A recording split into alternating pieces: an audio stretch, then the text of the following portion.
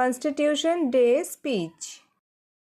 Good morning everyone and happy Constitution Day. India adopted its constitution on 26th November 1949.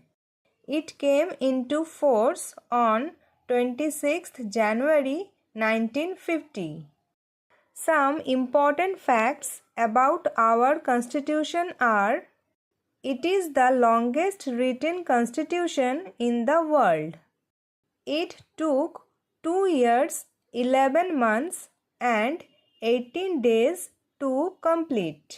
It was written by 389 members of the Constituent Assembly. Dr. B.R. Ambedkar was the chairman of the drafting committee. The Constitution gives us justice, liberty, equality, and fraternity.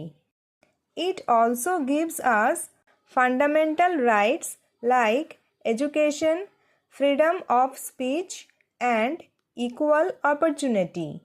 At the same time, it reminds us of our duties to follow laws, help the nation, and maintain unity. Let us respect our Constitution and be proud citizens of India. Thank you.